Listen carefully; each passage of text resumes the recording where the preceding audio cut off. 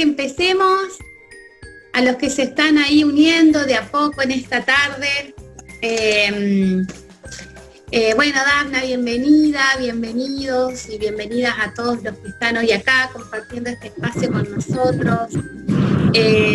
Para Tramatierra es muy importante poder haber concretado esto, que hace muchas ganas teníamos de poder hacer, y un poco el lanzamiento oficial que nosotros llamamos internamente Tramate, fue para nosotros la excusa perfecta para poder hacerlo.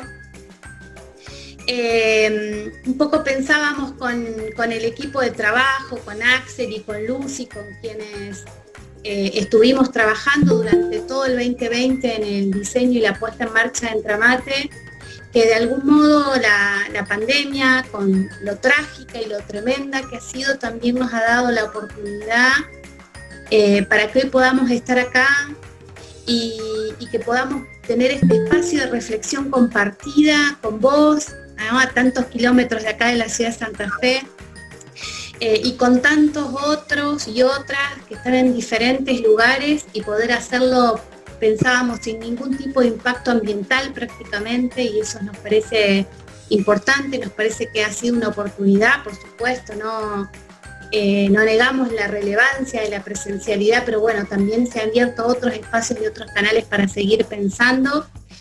Y después, la otra cuestión que nosotros sabemos que ha dejado la pandemia y que anhelamos de alguna manera que esté así, es el develamiento de la fragilidad, de la insostenibilidad, de la inequidad y de la profunda injusticia del modelo de distribución, de producción y de consumo. Nosotros creemos que no solamente quienes abrazamos el movimiento ecologista, sino cada vez más vecinos, vecinas, ciudadanos están convencidos que hay que avanzar hacia otro lugar, y un poco para pensar cuál es ese otro lugar y cómo vamos haciendo el camino, está Dafna hoy con nosotros. Así que, bueno, para nosotros es una alegría, esperemos que sea un espacio de aprendizaje, y también para nosotros en ese camino y en ese desafío se inscribe en Tramate, que es la propuesta que va a presentar Luciana muy rápidamente, en 2 o 3 minutitos, y que queremos que sea la apertura, porque nosotros siempre decimos que hay que pensar globalmente y actuar localmente. Bueno, en Tramate es una propuesta de acción local que creemos tiene mucho potencial para seguir creciendo y que hoy les queremos presentar. Así que si les parece, Lucy les va a presentar muy rápidamente esa propuesta, después la presentamos a Dafna y comienza la charla. Contarles que En Tramate es un proyecto que presentamos el año pasado desde Tramatierra, una convocatoria que se llama Puntos de Cultura, del Ministerio de Cultura de la Nación. Los principales objetivos que nos planteamos, digamos, con este proyecto es fortalecer y fomentar una red de productores y consumidores a nivel local, agroecológicos o en transición, visibilizar e impulsar espacios de comercialización alternativos, también locales, y brindar instancias de formación y construcción colectiva de saberes para productores y emprendedores. Hoy por hoy, y bueno, desde que venimos trabajando el 2020, ya forman parte de esta red más de 40 productores que, digamos, tienen proyectos que son tanto individuales, familiares, asociativos, y más de 8 espacios también que están cargados, ahora les vamos a ir contando un poquito más, espacios colectivos de comercialización de Santa Fe y Gran Santa Fe. Bueno, este proyecto se materializa de alguna manera en una plataforma que ahora se las vamos a compartir por el chat para que puedan entrar. Está alojada en la página de Tramatierra, esta plataforma, y ofrece distintas secciones, digamos. Por un lado, tenemos, bueno, digamos, para los productores es una vía de comercialización concreta, digamos, que permite conectar a consumidores con productores, y para los consumidores, de alguna manera, el objetivo es poder encontrar de manera ordenada, agradable, digamos, las distintas opciones que hay de producciones agroecológicas o en transición, como condensadas y organizadas por rubros. Ustedes, bueno, si se dirigen a la página van a encontrar, como les dije ya, distintas secciones. Les voy a ir contando un poquito brevemente de cada una. La primera, mapeando soberanía alimentaria, un poco con el objetivo de poder conocer qué lugares encontramos hoy en Santa Fe y Gran Santa Fe para adquirir estos productos, lugares e iniciativas, digamos, colectivas de consumo. Pueden encontrar de manera georreferenciada, con pines, todo lo que es ferias, iniciativas de consumo colaborativo y almacenes. Si ustedes se posan, digamos, en alguno de esos pines, van a encontrar información que les va a ser útil, como es, por ejemplo, bueno, el nombre de esa iniciativa, a dónde está ubicada físicamente, cuál es la modalidad de venta que ofrece, porque son de distinto tipo, y también sus redes sociales y contacto, digamos, como para poder adquirir los productos. Luego tenemos otra sección, ya más bajo la idea de poder conocer, digamos, quiénes son estos productores que forman parte de esta red de manera como más individualizada. Encontramos 4 rubros: almacén, verduras, plantines y otros, cosméticas, cuidados personales, limpieza y servicios, que bueno, también ahí ustedes, si cliquean en cualquiera de los rubros, van a encontrar ya desplegadas los distintos proyectos, digamos, que forman parte de esta red, y van a encontrar las redes sociales o el WhatsApp incluso, como para que lo cliquen y directamente ya los conecte con los productores y puedan adquirir sus productos, o también conocerlos, bueno, intercambiar información y demás. Bueno, después tenemos otra sección, la tercera, se llama el rejunte de todo un poco.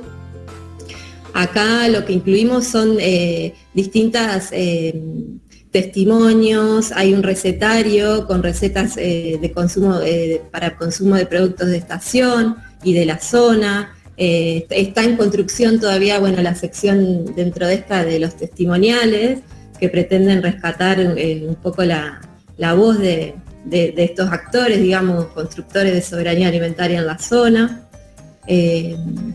Y por último, penúltimo, tenemos una sección con herramientas para emprendedores.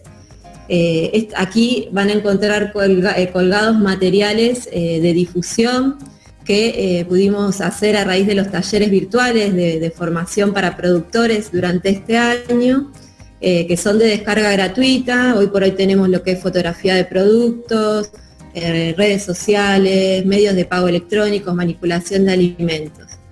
Estos talleres fueron dados desde, bueno, con el objetivo de fortalecer capacidades en el sector y desde una perspectiva de la economía social y una lógica sustentable, que nos parecía importante poder, digamos, desarrollarlo desde allí. Y por último, tenemos la sección que se llama Sumate, un poco, bueno, con la intención de que si alguien tiene una feria, un almacén, algún emprendimiento productivo o comentarios o sugerencias, pueda dejarnos un mensajito y nosotros nos vamos a estar contactando. Así que bueno, les invitamos a que puedan conocer la página, chusmearla. Si tienen sugerencias también, por supuesto, serán bienvenidas. Y le doy paso a Lisa, que nos va a comentar brevemente sobre el recorrido de Dafna, y ya pasamos a Dafna. Gracias. Gracias, Lucy. Bueno, ahora la presentamos a Dafna muy brevemente. Tiene mucho en su historia, en su bio para poder compartir. Algunas cosas que nos parece importante, la mayoría que está acá la conoce. Dafna es especialista en sustentabilidad y economía circular, profesional de la comunicación y activista por el consumo responsable. También es consultora sustentable y trabaja con empresas comprometidas para acompañar los procesos de transformación hacia la economía circular y los cambios culturales que ello requiere. Es graduada de la Facultad de Arquitectura, Diseño y Urbanismo de la UBA. Se especializó en Economía Ambiental y Desarrollo Sustentable en la UCA y también estudió sobre responsabilidad social, empresaria y emprendedurismo. En su trayectoria ha trabajado con agencias, en el sector privado, en el sector público, en organizaciones del tercer sector, ha sido voluntaria en organizaciones no gubernamentales. Bueno, para sintetizar, también la seguimos a través de las redes, de charlas en escuelas, en empresas, eventos, y bueno, y hace sus propios talleres promoviendo la educación ambiental y el cambio necesario de consumo. Es columnista de programas de radio y escribe sobre sustentabilidad en La Nación y otros medios especializados. Sin dudas, su iniciativa más conocida es su proyecto de educación ambiental, la Local Tupper, desde donde promueve el consumo responsable para acompañar el cambio de paradigma desde la reflexión y las acciones individuales. Bueno, bienvenida Dafna, gracias por estar con nosotras y con nosotros hoy. Pensamos que vos puedas un poco darnos tus pareceres, y lo que habíamos pensado en términos de dinámica es que cualquier inquietud, duda o comentario lo puedan ir colocando en el chat para después, hacia los 10 minutos finales, poder tener alguna especie de intercambio alrededor de eso. Está buenísimo, Lisa, y bueno, dale, vayan dejando los comentarios también o las dudas, y está bueno que al final podamos tener un espacio más participativo bueno, me encantaría a mí que sean todas las cámaras prendidas, los micrófonos prendidos, ya que tampoco somos un montón, así podemos charlar más directamente. Bueno, mil gracias por invitarme a esta charla. Conociendo ahí lo que presentó Luciana, me parece espectacular lo que están armando desde Trama Tierra y Entramate, precisamente para poder facilitar este consumo responsable alineado a la soberanía alimentaria. Y un poco, yo les pido disculpas que no puedo hacer una presentación porque hace una semana murió mi computadora y estoy así como medio huérfana de computadora. Pero me interesaba mucho retomar un poco la charla desde lo que dijo Lisa al principio, sobre cómo la pandemia nos dejó ver la fragilidad de todo el sistema, toda la insostenibilidad. Y creo que también me resulta muy interesante ver que ahora, ya habiendo atravesado 1 año y medio, y ya no sé exactamente cuántos meses que pasamos en pandemia, también creo que fue una forma de ver qué tanto podemos acostumbrarnos a las cosas, que realmente esto que se dice que somos animales de costumbres es así, porque cosas como el uso de barbijo, el alcohol en gel, estar encerrados en nuestras casas un montón de tiempo, son cosas en las que pensamos que quizás no nos íbamos a acostumbrar nunca, y ahora digamos que incluso este evento ahora sigue siendo virtual, y está buenísimo porque, como decía Elisa, se dio esa posibilidad a través de la tecnología, y de que podamos ahora tener más normalizado este tipo de eventos. Y no sé si les pasó a alguno de ustedes de haber ido a algún evento presencial, de haberse juntado con gente, haber vuelto a la universidad. O sea, si a alguien le pasó, si quieren levanten la mano o muestren. Yo no puedo verlos a todos, pero bueno, a varios los veo. A mí me pasó que me resultó chocante. Algo que antes era normal, me resultó completamente raro. O sea, la normalidad ya era no ver gente, no estar con nadie, y de repente resultaba raro lo que antes era completamente normal. Y me parece que está buenísimo que podamos como hacer doble clic, ¿no?, sobre este tipo de cosas que nos están pasando, porque habla de qué tan profundamente podemos acostumbrarnos a hacer las cosas, cómo nos cuesta un tiempo acostumbrarnos a hacerlas de una manera diferente, y después ya lo adoptamos, y es la nueva normalidad, esto que llamamos, ¿no? Y a mí me parece que con todo lo que implica el consumo, y el consumo responsable, el consumo inconsciente o el consumo consciente, pasa mucho por ahí, por una cuestión de costumbre, por cómo hacemos las cosas de la forma en la que están dadas, y que básicamente de ahí surgen es la raíz de todos nuestros problemas en algún punto. A mí me gusta mucho empezar la charla hablando, un poco contando mi experiencia, mi camino, mi trayectoria en este aspecto, que tiene que ver más que nada con la basura. Yo empecé en todo esto metiéndome desde la basura, desde el análisis. Mis papás estaban muy, muy tristes y muy apesadumbrados, diciendo, ay, mi hija le interesa la basura, como si fuera algo poco digno. Pero bueno, para mí esa fue como una puerta de entrada. Creo que es una puerta de entrada para muchísima gente y está buenísimo verlo así, porque la basura es algo que no tenemos manera de ignorar. Digo, no importa cómo esté, así como la alimentación, porque de algo tenemos que alimentarnos, ¿no? No importa de qué nos alimentemos o no importa qué es lo que estemos tirando, en algún momento estamos comprando comida y estamos descartando cosas. Entonces todos estamos como muy en contacto con esta parte mucho más tangible, que muchas veces no es tangible, pero todos estamos en contacto con esto. Entonces es muy fácil que nos podamos identificar y yo creo que es una buena puerta de entrada precisamente porque a partir de ahí podemos empezar a cambiar nuestra mirada. Y siempre comento que la forma para mí más efectiva, esto igual puede ser un sesgo personal, pero yo lo siento así, para mí la forma más efectiva de que podamos entender el problema de la basura es verlo y es entender precisamente más como entender información que no tenemos nosotros como individuos particulares que no estamos especializados en gestión de residuos urbanos. No tenemos la información sobre cuáles son las formas de disponer la basura, qué es lo que pasa después que nosotros sacamos esa bolsita de basura de nuestra casa, ni nos lo cuentan, y también nos enseñan, como les decía a mis papás, nos enseñan a ignorar la basura, a esconderla, a no querer verla, a que sea algo de lo que no se habla.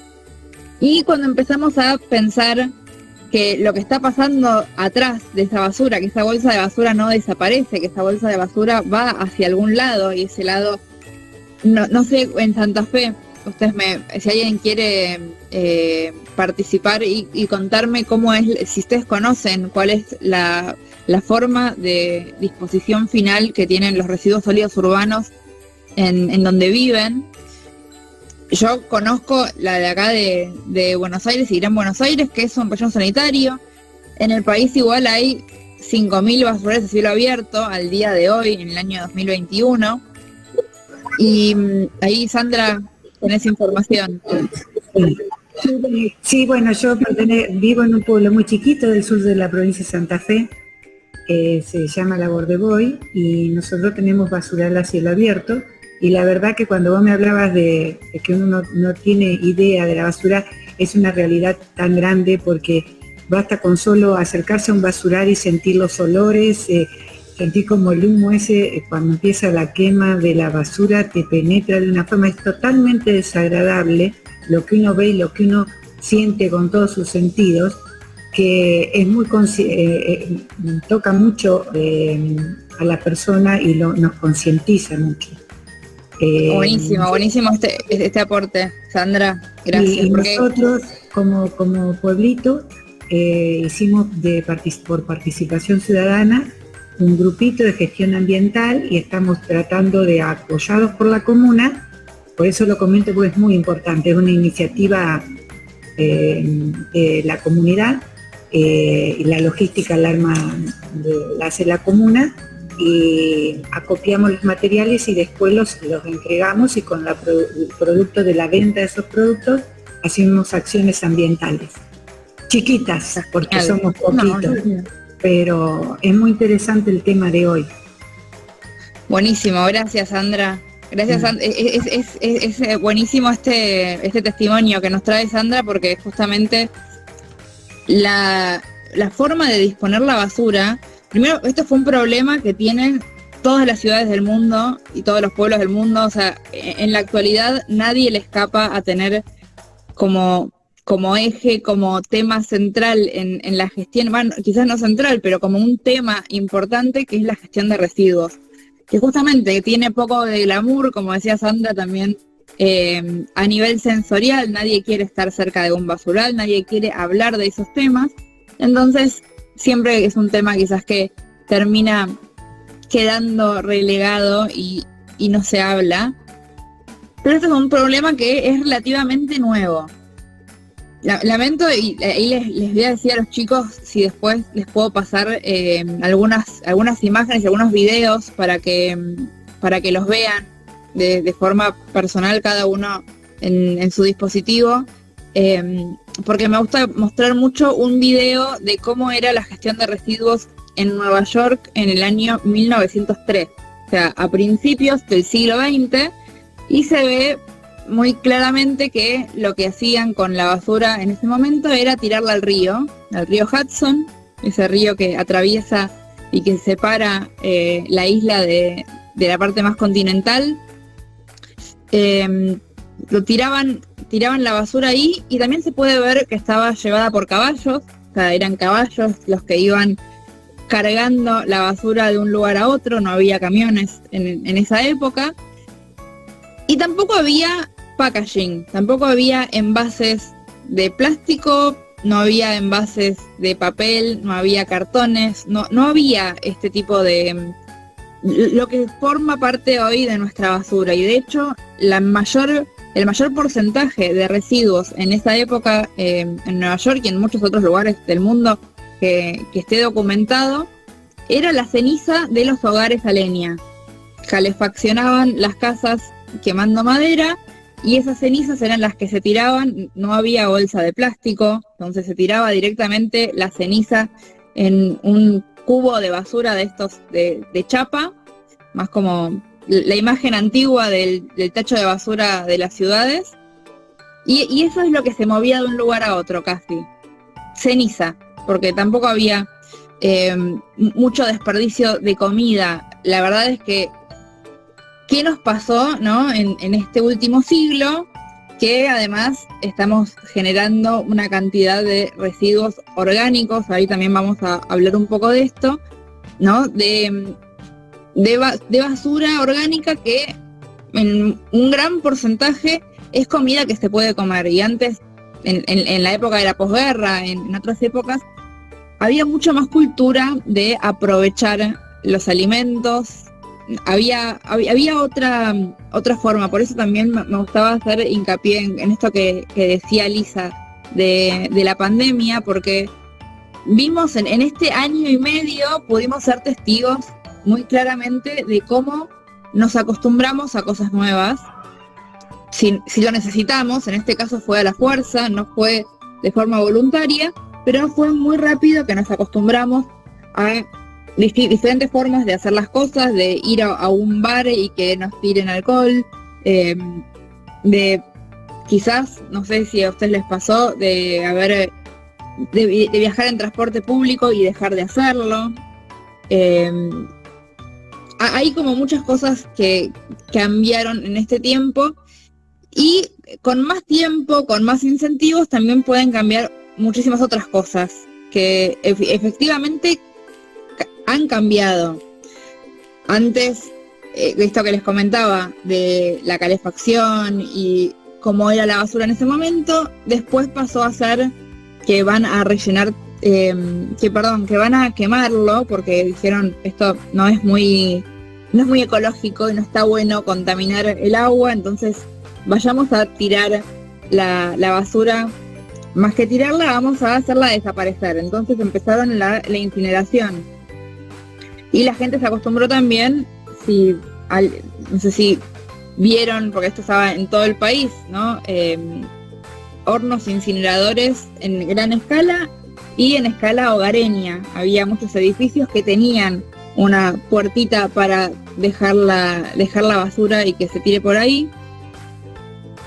Y después de eso, de ver que efectivamente también esa era otra muy mala idea, porque todos esos gases tóxicos terminaban en el aire, terminábamos respirándolos y terminábamos enfermándonos por respirar esos humos tóxicos.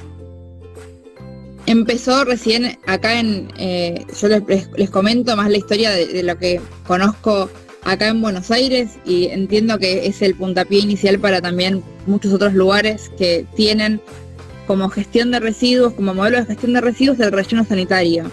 Que el relleno sanitario es una forma de tener, o sea, la lógica en algún punto es la misma que la de basural a cielo abierto, porque es disponer toda la basura en un terreno, dedicar ese terreno a recibir basura, pero el relleno sanitario, a diferencia del basural, tiene algunos cuidados ingenieriles para que se mitiguen o que se intenten mitigar los daños ambientales directos de contaminación del suelo, de contaminación del agua que se filtra, y un par de cositas más así que, bueno, depende un poco de cada relleno, pero todas estas cosas, no sé, el que vive cerca, porque también un poco, como comentaba Sandra, uno pasa por ahí y puede sentirlo.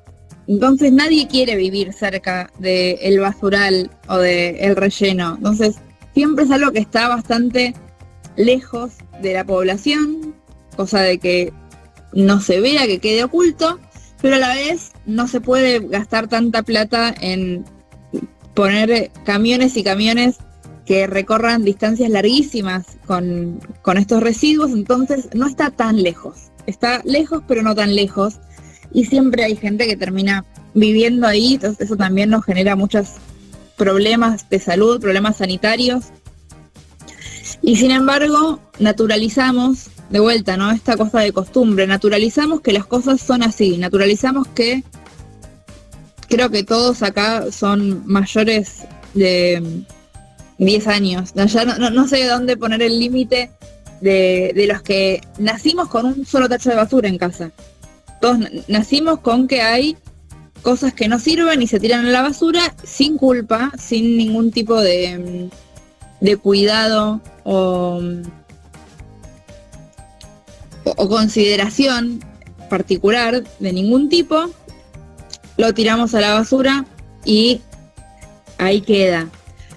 Ahora, empezando a analizar qué es lo que estamos tirando a la basura y empezando a decir, bueno, esto es reciclable, estamos enterrando recursos. A mí uno de los materiales que más me llama la atención es el aluminio, porque para hacer aluminio, que nosotros lo consumimos en una latita o en el foil que a veces se pone, para hacer aluminio hay que minar bauxita. O sea, estamos hablando de una mina a cielo abierto que hace un agujero en la tierra para sacar un mineral que después encima hay que procesarlo con muchísima temperatura, que genera una gran contaminación ambiental también por la huella de carbono que tiene. Y acá se usa el material y se tira en la basura y no se recicla. Eso también es como parte de la ineficiencia. Entonces uno empieza, en general empezamos por la parte del reciclado, empezamos a decir, bueno, entiendo que este material tengo que reaprovecharlo, entonces, bueno, empiezo a reciclar acá una porción y nos queda toda la otra porción acá. El reciclable más o menos es un 40%, más o menos, porque depende del lugar, depende del momento, depende del año, depende de un montón de cosas, pero aproximadamente el 40% podemos decir que es reciclable de los residuos en general, y después tenemos un 50% que no sé si en los municipios donde viven ustedes tienen separación de residuos, pero en general se separa lo reciclable y se deja lo demás. Lo reciclable de la basura, lo reciclable y seco de lo húmedo, como si fuese que, ok, esto es basura en serio, pero esto es reciclable, vamos a separarlo. Y no sé cuántos de ustedes ya saben para dónde voy cuando planteo esto, ¿no? Pero el otro 50%, o sea, del 60% que queda, el 50%, que es el 50% de la basura, en verdad es reciclable, es reaprovechable, y de hecho no es basura. El 50% en general, los residuos que manejamos en el país son restos orgánicos, restos de comida, que son compostables.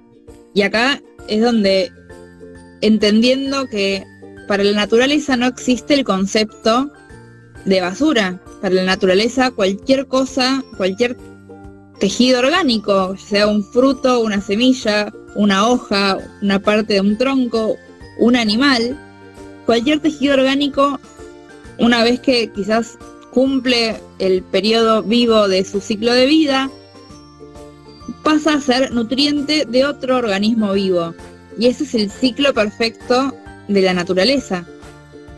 Entonces ahí podemos empezar a entender que nosotros incluso podemos ser parte de ese ciclo y reproducir en casa cuál es, esta magia, ¿no? Reproducir en casa el hecho de que tengamos cosas que no nos sirven a nosotros porque no las podemos comer, porque ya no están en el mejor estado, porque ya las comimos y es lo que quedó. Y eso es algo que, en vez de tirarlo como nos enseñaron siempre, podemos compostarlo y reincorporarlo a la tierra en forma de nutrientes para otros organismos, bacterias, hongos, insectos, que se alimentan de estos restos para generar energía, para crecer, para hacer, ¿no? Y bueno, nosotros estamos acá siendo parte de ese ciclo y tenemos y un 10% de cosas que efectivamente quizás no son reciclables, no son compostables y podríamos tirar a la basura, pero ya estamos reduciendo 90% la basura.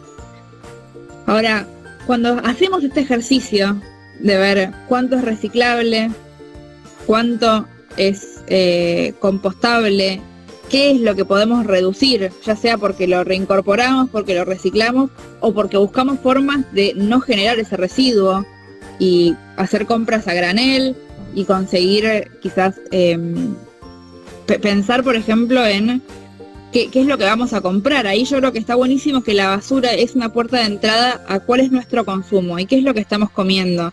Entonces, y eso es una radiografía muy clara de cómo nos alimentamos, de nuestros problemas de salud. Y vamos a poder, incluso el compost también, va a ser como un buen diagnóstico de qué es lo que estamos comiendo, en la medida en la que tengamos mucho para dejarle o no tengamos mucho. Ahí es donde empieza también, donde entran también otras estrategias de gestión de residuos, como justo hoy estaba hablando en las historias, la botella de amor o el ecoladrillo. Y eso también son como indirectamente diagnóstico de qué es lo que estamos consumiendo.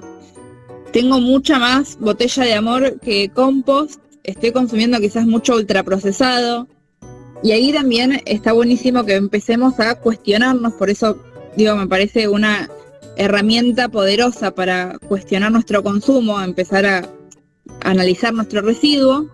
Vamos a empezar a pensar qué es lo que estamos consumiendo. Y creo que así como pasa con el residuo, con la basura, pasa lo mismo con la alimentación. Es muy opaco la forma en la que lo que sabemos sobre los alimentos que nos llegan, en especial si son alimentos ultraprocesados, si son alimentos mínimamente procesados o si es directamente un paquete de harina o un pedazo de carne o cualquier cosa que nos llega por vía de las grandes, digamos, los grandes circuitos comerciales de alimentos, nos llega tan disociado de qué es lo que es y de cómo se hace y cómo se hizo y qué es lo que pasó detrás, que es la otra pata, ¿no?, de este sistema lineal donde nosotros estamos solamente concentrados en el consumo. Siempre pongo la imagen de los caballos, ¿no?, que los ponen con las orejeras, no sé cómo se le dice, para que no se distraigan con las cosas que hay alrededor y que sigan mirando al frente. Y nosotros estamos igual, no nos dejan mirar qué es lo que pasa con la basura, o sea, no quieren que miremos, ¿no? Hay mucha opacidad en qué es lo que pasa con las cosas que tiramos, y pasa lo mismo con toda la opacidad de dónde vienen las cosas que consumimos. Entonces no sabemos cuáles son todos los problemas. Acá creo que podemos hablar un montón de esto, ¿no? Pero cuáles son todos los problemas de la producción, del agro, de la ganadería, pero hay ciertas cosas que así como rompimos, ¿no?, este ciclo natural donde lo que estamos tirando puede compostarse, las cosas orgánicas se pueden compostar y se pueden reciclar, y esta mentalidad lineal hace que consumamos y tiremos, así como nosotros tenemos quizás si hacen compost, acá hacen compost, ¿quién hace compost en su casa? Igual puedo ver solamente algunos, no sé porque no me deja ver más. Bueno, y Sandra hace compost, y Viviana también, muy bien,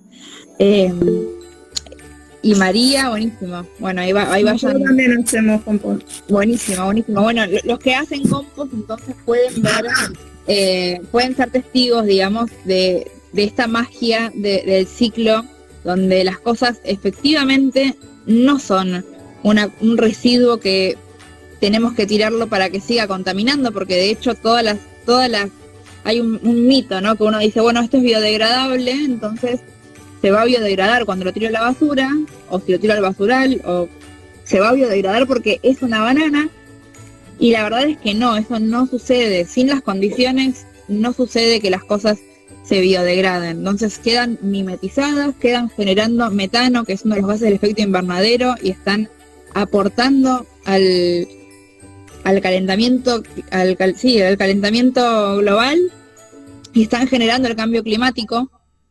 Y nosotros estamos ahí pensando que como es una banana no hay problema. Entonces ahí tenemos un ciclo que se rompió. Nosotros estamos generando cambio climático a partir de tirar residuos orgánicos que nos enseñaron que eran basura, que había que tirarlos, cuando podríamos estar generando un abono fértil para más plantas. Esto mismo es lo que rompimos en el campo. Bueno, quizás hay varios de ustedes que conocen mucho más del campo que yo, debo decir, pero antes, y la imagen que tenemos todos de la granja, la que nos enseñan cuando somos chiquititos y nos hablan de la vaca, y esa imagen de granja donde están los animales felices en baja escala, que hoy podemos saber que no es tan así. Hoy la producción agroganadera, por las escalas precisamente que se manejan, pero no estaba tan alejado de la realidad que existió en algún momento. O sea, en algún momento la ruralidad y el campo sí tenía esta convivencia mucho más armoniosa entre cultivos y la crianza de animales. Y también rompimos eso, porque había un ciclo perfecto ahí en el que los animales estaban alimentándose de restos de cultivos que nosotros no consumíamos.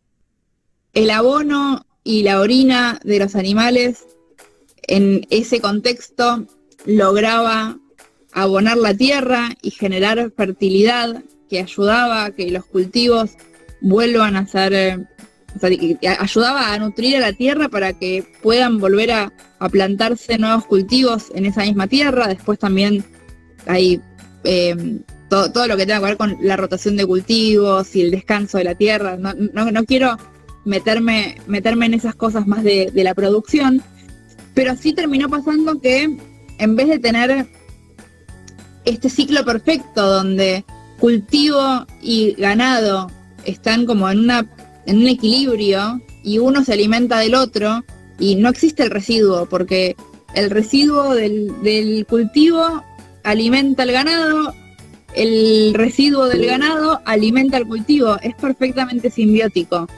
Y nosotros lo rompimos, empezamos a hacer esta ganadería intensiva donde no hay cultivos, solamente hay animales, están encerrados, tenemos el residuo del orín y las heces y los gases de animales industrializados que, o sea, incluyendo, ¿no?, la crueldad que implica tener seres vivos en esas condiciones tortuosas de vida encerrados, estamos generando un problema.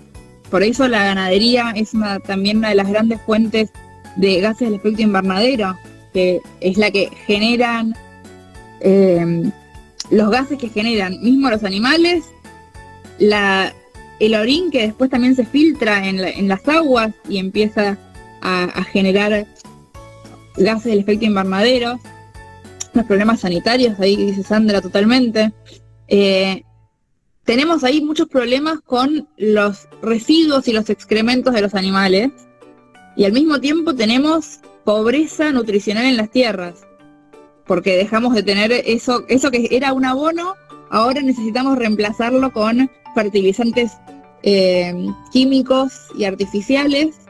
Ahí ¿qué es lo que pasó primero, no? Empezamos a poner fertilizantes artificiales a raíz de que conocimos, que desarrollamos, inventamos el fertilizante artificial, porque hasta ese momento en el que se había inventado, estoy re oscura, me acabo de dar cuenta.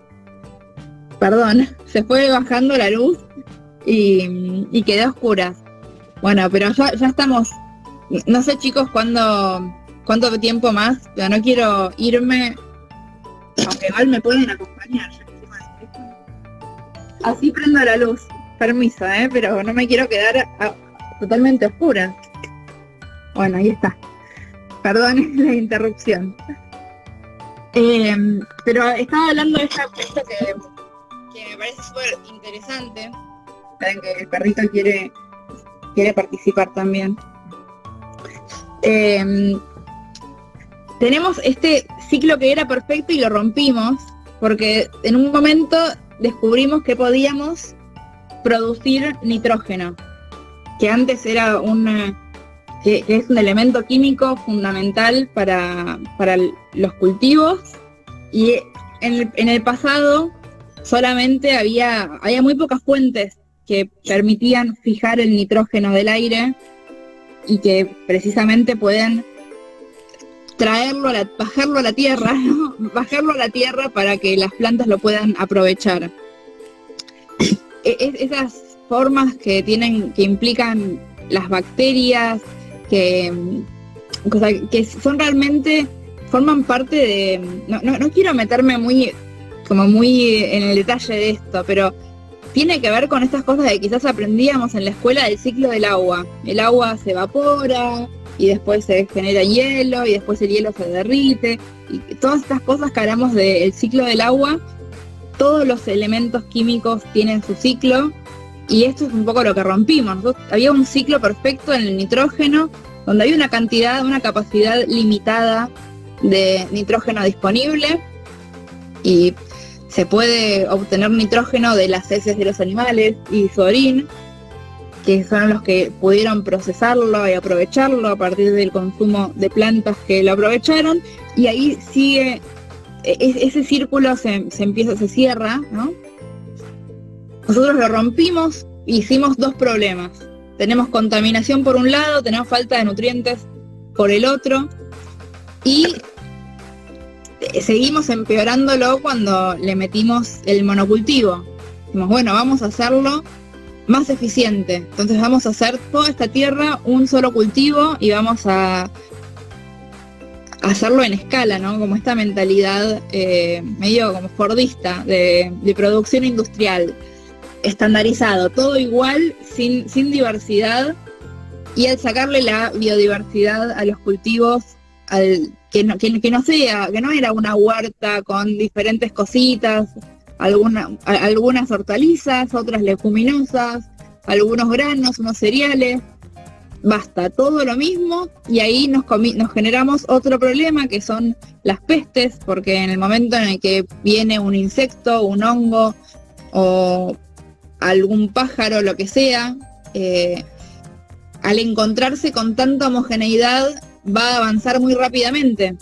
O sea, si no hay ninguna planta que le presente o algo que no le interesa, o que le presente resistencia, listo, ahí tenemos un problema, y ahí metimos también los agrotóxicos, los agroquímicos para resolverlo, ¿no? Como que estamos todo el tiempo intentando generar soluciones que generan más problemas, y le metemos más soluciones que generan más problemas, porque ahora estamos incluso con este uso intensivo de agroquímicos, agrotóxicos, no estamos generando problemas de salud, estamos generando extinción de especies y pérdida de la biodiversidad de insectos, pérdida de la biodiversidad de plantas.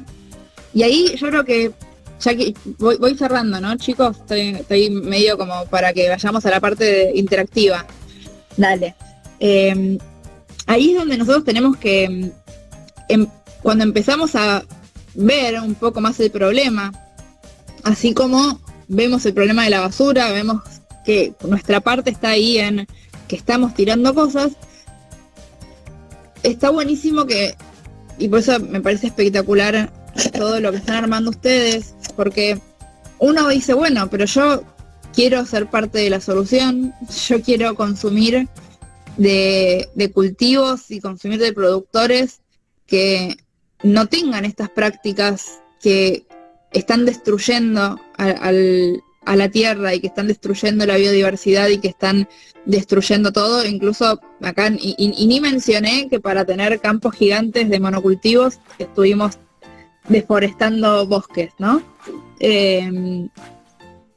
Entonces, ¿qué es lo que puedo hacer? Y yo creo que estamos viviendo también un momento espectacular en el cual primero se está desarrollando mucho más la agroecología, las soluciones de agricultura y ganadería regenerativas, en las cuales se consideran todas estas cuestiones de cuáles son los ciclos naturales, cuáles son las interacciones naturales de un cultivo con otro, con el suelo, con la salud y la biodiversidad de bacterias, hongos, insectos, animales, fauna, flora. Y empieza a haber más interés de parte de los productores, empieza a haber más productores, pero siempre ahí falla algo. Y yo creo, hace un par de años, más o menos, hace unos, ¿cuánto habrá sido? 4 años o 5 años, y ustedes ya estaban ahí trabajando, pero hace unos 5 años yo decía, no puede ser tan difícil conseguir un bolsón agroecológico.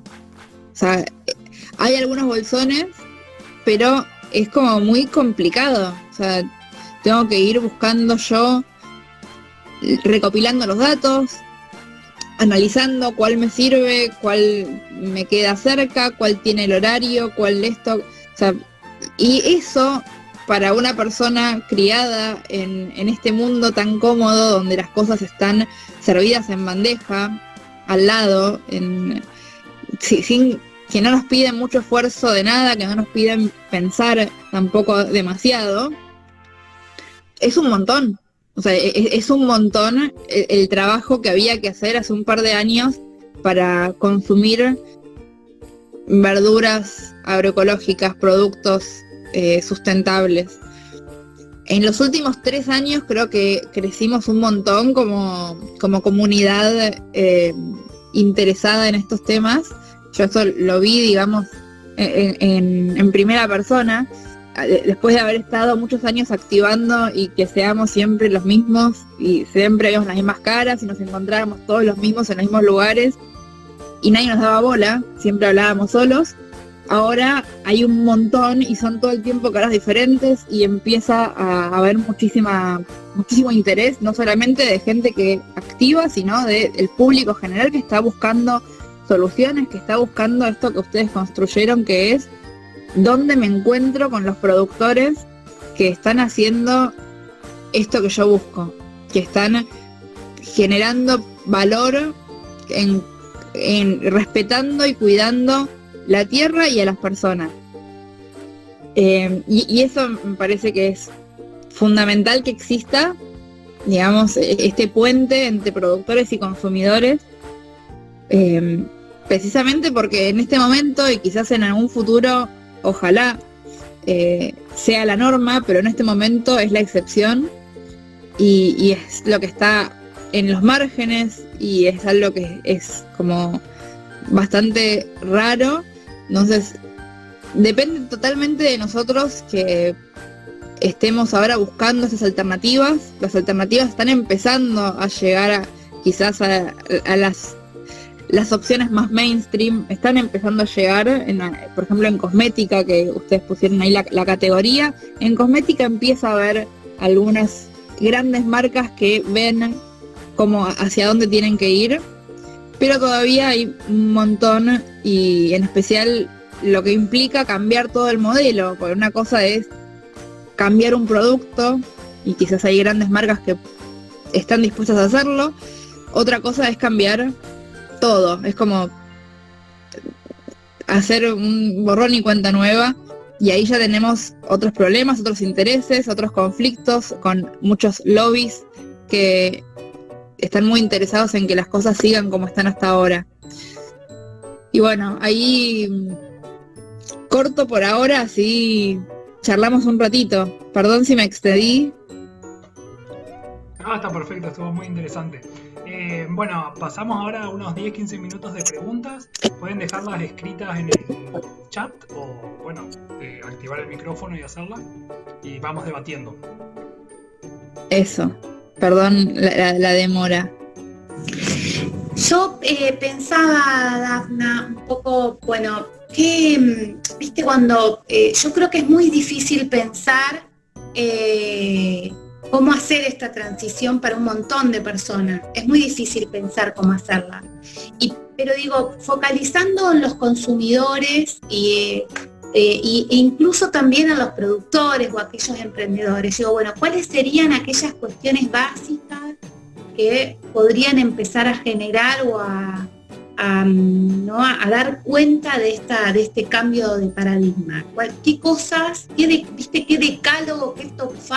Decir, bueno, esto y esto, o por acá habría que arrancar, ¿no? Buenísima la pregunta, y creo que tengo una respuesta. No es la única, digo, pero se me ocurre una punta por dónde ir, que tiene que ver con hacerse preguntas, uno como consumidor y también uno como productor, porque nadie produce absolutamente todo. Entonces empezar a preguntarnos de dónde vienen las cosas, empezar a cuestionar, en el caso de un productor, cuestionar a su cadena de valor, a los que son sus proveedores de insumos. En el caso de un consumidor, cuestionar cuáles son, por un lado, la cadena de valor de las marcas o de los productores a los que les compramos, y por otro lado, los valores, cuál es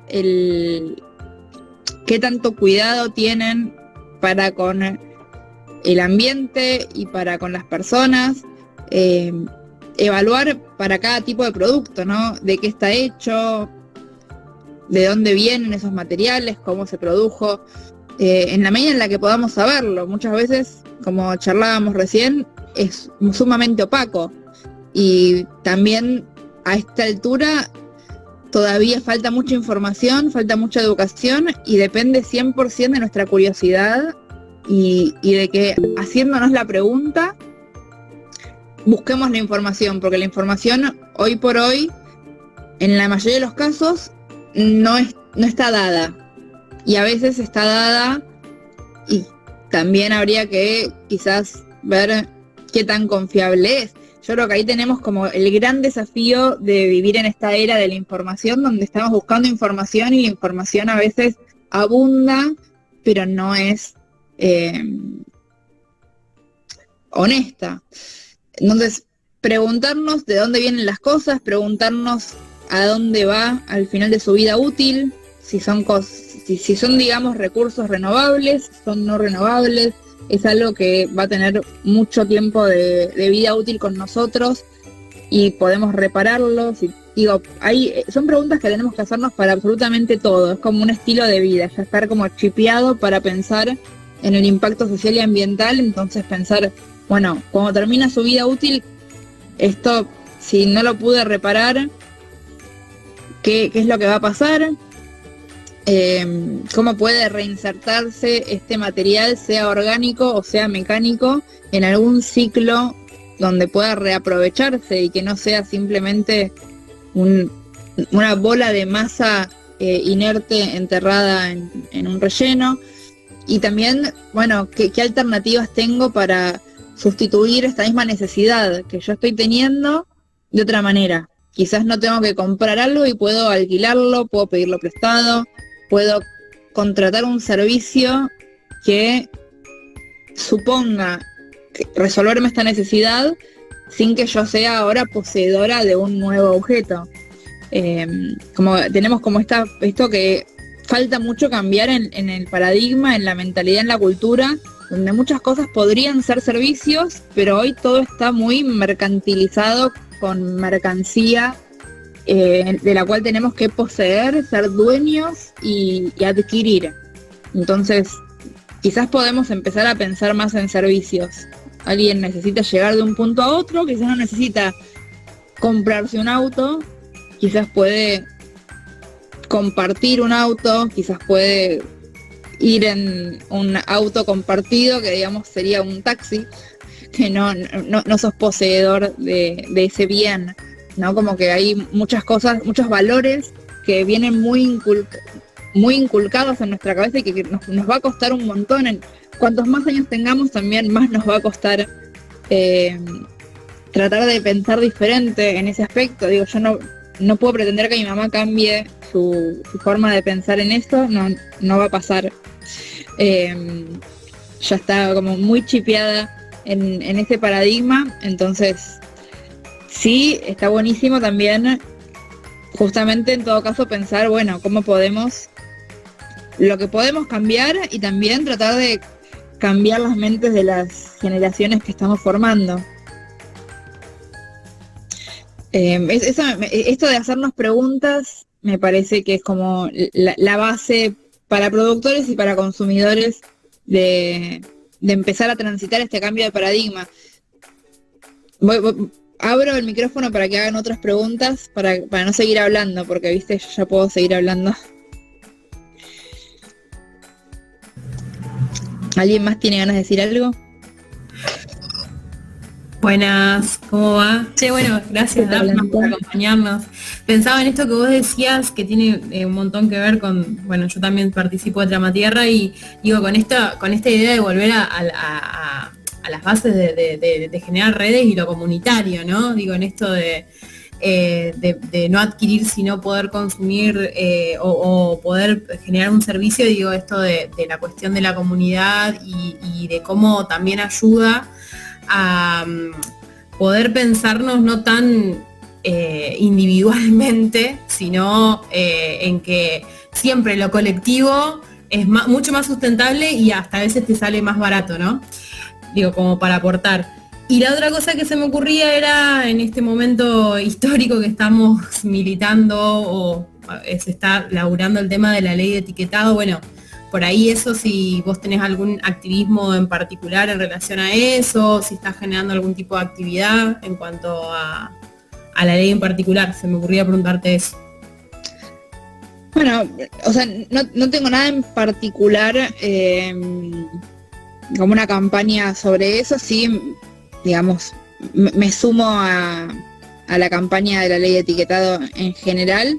Sí me parece que justamente, o sea, es curioso porque con la ley de etiquetado estamos teniendo una batalla que no debería existir, digamos, no estamos prohibiendo ningún producto, estamos simplemente, como hablábamos un poco antes con la pregunta de Lisa, pidiendo más información o pidiendo que la información esté más disponible. Y aún así está costando. Yo creo igual que va a salir, no tengo dudas de que va a salir. De hecho, creo que ya hay una nueva fecha para tratarlo. Pero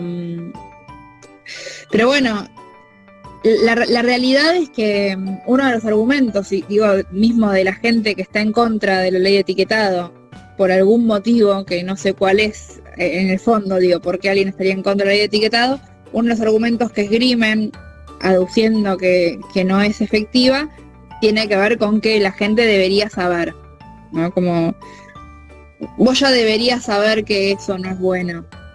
Bueno, no deberías necesitar, yo no lo necesito, como que, no sé, qué superioridad moral se creen que tienen.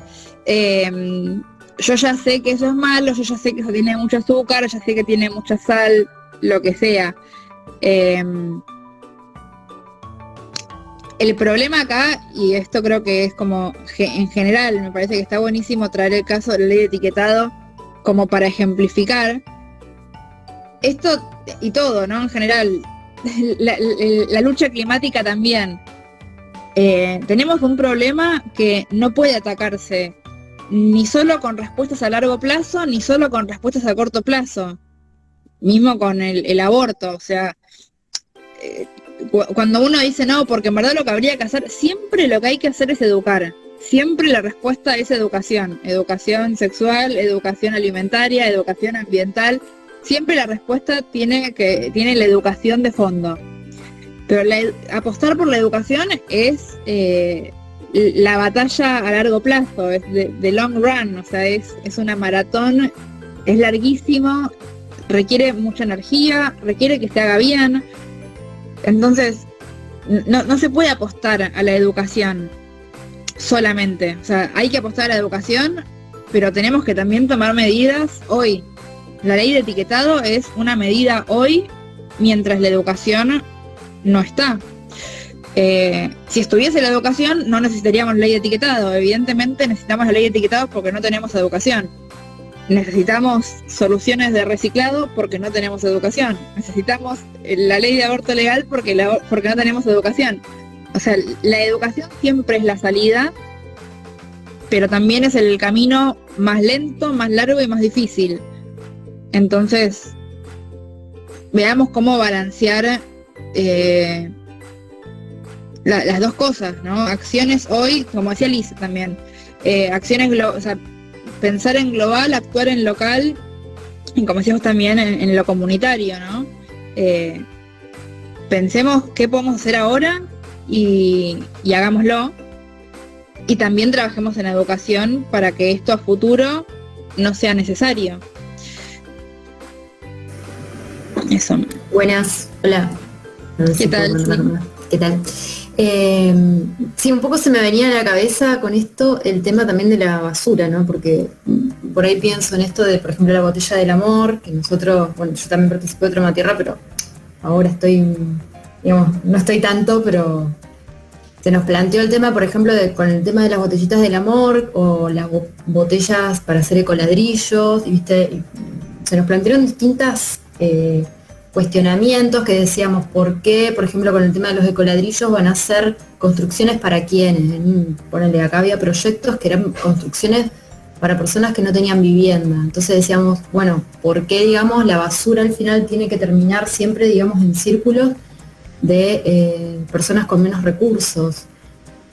¿No? Porque nos estaba pensando en otra cosa. Y en esto, digo, es como la medida de mitigación, si se quiere, de hacer o la ecobotella o el ladrillo o el reciclado de materiales, pero que en definitiva no terminan siendo la solución, sino que es un paliativo, si se quiere, a corto plazo, y que bueno, nada, a nosotros sinceramente nos generó, digamos, todo un debate interno respecto justamente de si apoyar o no apoyar ese tipo de campañas, porque parecían como depositar un poco la culpa, digamos, o digamos como limpiarse y lavarse las manos, digamos, o relajarse en esa solución momentánea que no era la solución. Entonces bueno, se me viene un poco eso cuando estabas comentando. Es que totalmente, creo que es un gran ejemplo también de que o sea, siempre va a depender de la actitud, o sea, con qué actitud vamos a tomarnos cualquiera de estas cosas. O sea, nos vamos a relajar en la ley de etiquetado y listo, si tienen un hexágono, octógono, no sé, si lo tiene o no lo tiene, ya está, y no vamos a hacer nada más. Me voy a relajar con que hay aborto legal y ya está. O sea, me voy a relajar con que esto que no lo pude reciclar lo pongo acá. O sea, creo que en la medida en la que tengamos... Por eso yo tengo una distinción que es personal, no está en ningún lado, pero cuando se habla mucho de consumo responsable también se lo usa como sinónimo de consumo consciente.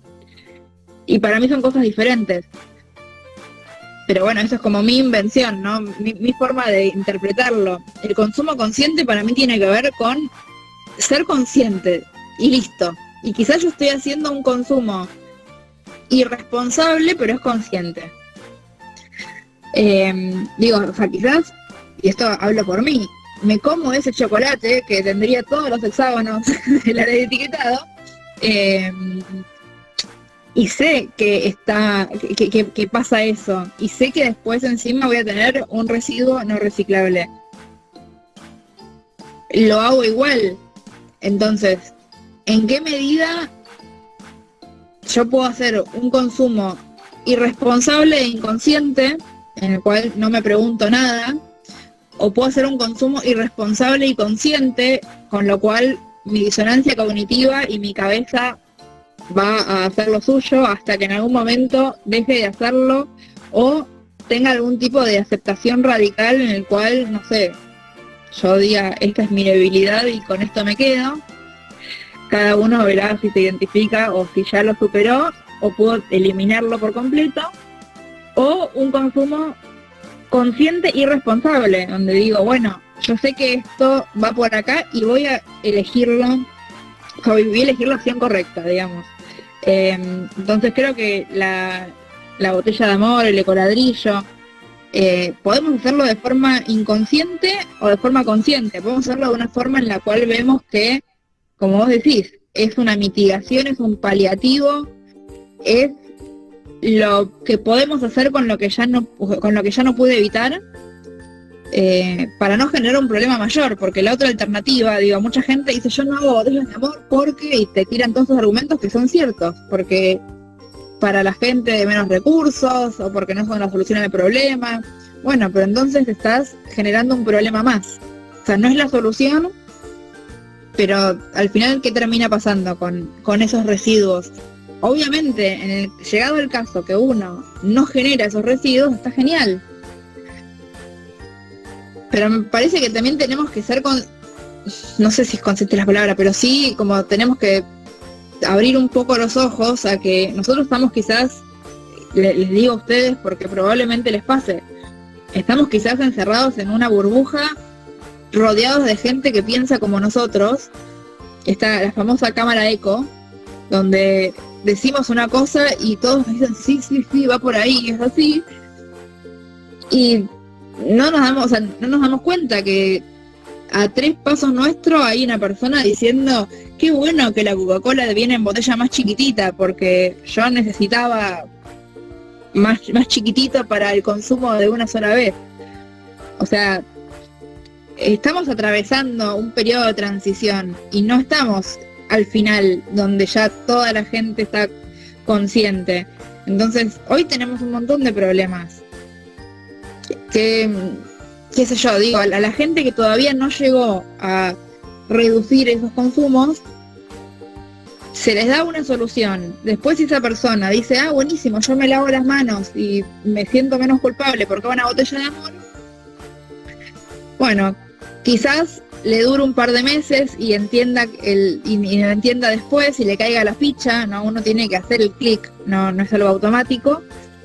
Quizás no lo haga nunca. O quizás lo entienda desde el primer momento y dice, yo estoy haciendo esto, pero yo sé que está mal. ¿Cuál es la alternativa para mí, no? Para mí siempre está bueno un poco plantearlo así porque, bueno, ahí como dice el póster, ¿no? También no podemos apuntar a la perfección, porque no existe. Nos vamos a frustrar mucho si apuntamos todo el tiempo a hacer todo perfecto. En especial, no sé si alguien acá es productor y hace, porque una cosa es consumir y ver qué hago con el residuo, otra cosa es ser consciente, que es una producción consciente y sustentable, y darse cuenta que hay muchas cosas que es prácticamente imposible. Entonces, bueno, uno hace lo que puede. Pero es buen ejemplo. Yo quisiera hacerte una pregunta. ¿Qué viene a ser Gratipack? Que es algo que vos mencionás en tu muro de Instagram, y acá en Santa Fe también hay un grupo. No sé si forma parte de un proyecto, que nos cuenten en qué consiste, sí, un poco en línea de las acciones concretas. Buenísimo. Gratipack forma parte de un proyecto más grande que fue surgiendo, que es la Gratired, donde hay grupos de intercambio locales, porque no tenía sentido hacer nada, no tiene sentido hacer uno solo. Yo puedo hacer, y de hecho, si fuera por mí, acá en Buenos Aires haría uno por barrio. La idea viene un poco inspirado en lo que son las gratiferias. No sé si conocen las gratiferias por ahí. Son grupos de Facebook donde la gente suelta cosas que tiene y pide cosas que necesita. Nada, les cuento la historia para que se entienda bien, ¿no? El origen y el funcionamiento. A mí me pasaba que si yo tenía frascos de vidrio para soltar, en el grupo de Gratiferia de Buenos Aires había tanto movimiento, había alguien pidiendo un cochecito, otro pidiendo un celular, otro soltando ropa, había tanto movimiento de tanta variedad que unos frasquitos medio que se perdía. Y me parecía que era un problema, que teníamos un montón de personas que teníamos frascos de vidrio vacíos, que están perfectos, pero que ya no tenemos más con qué rellenarlos, porque ya usamos todos los que necesitábamos y seguíamos consumiendo cosas con vidrio. Entonces, bueno, no los voy a mandar a reciclar bajo ningún concepto, porque es muy ineficiente reciclar el vidrio, es un residuo que es tan pesado que a nadie le interesa reciclar vidrio. Acá en Argentina en general no se recicla el vidrio y es una desgracia. Pero bueno, entonces son frascos, botellas, cosas que se pueden reutilizar. Lo único que falta es, un poco como hace Tramatierra con Entramados, es unir al emprendedor que lo necesita o el individuo que lo necesita con el que lo tiene. Entonces Gratifrascos viene a ser el punto de encuentro entre el que tiene frascos que le sobra y el que lo necesita. Gratipack es el hermano de Gratifrascos, pero para elementos de packaging. Cajas, bolsas, envoltorios, el papel burbuja, el pluribol, el papel burbuja, film, o sea, todas esas cosas que nos llega un envío y está perfecto porque fue manipulado por 3 personas y se usó durante 25 horas. Bueno, ¿qué hago con eso? Yo durante muchos años guardaba todos estos elementos de paquetería y de embalaje, y alguna vez vendía algo y tenía dónde ir a buscar el papel burbuja y todo eso, y estaba genial, pero bueno, vendía algo usado una vez cada 6 meses, entonces estaba guardando un montón de cosas útiles que no tenía cuándo usarlas. Gratipack es lo mismo que Gratifrascos, como este punto de encuentro entre emprendedores que necesitan quizás bolsas y gente que por diferentes motivos recibe envíos con bolsas y las quiere soltar, cajas, lo que sea.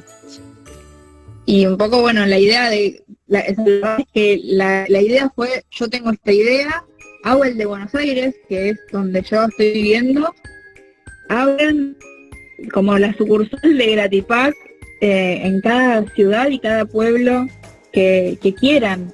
Digamos, no puedo yo cargarme la creación y la gestión de los grupos de todo el país, entonces creo que está bueno que haya personas, activistas individuales que lo activen de forma comunitaria. Entonces, eso se replica la idea. Incluso así surgió que alguien dijo, yo quiero hacer gratienvases, porque como el de Gratifrascos es solamente cosas de vidrio, yo quiero hacer gratienvases para cosas de plástico. Tengo este pote de crema que está buenísimo, pero es de plástico, entonces no va en Gratifrascos. Bueno, se creó gratienvases. Y así fueron apareciendo hermanos de la red. Hay como acciones concretas.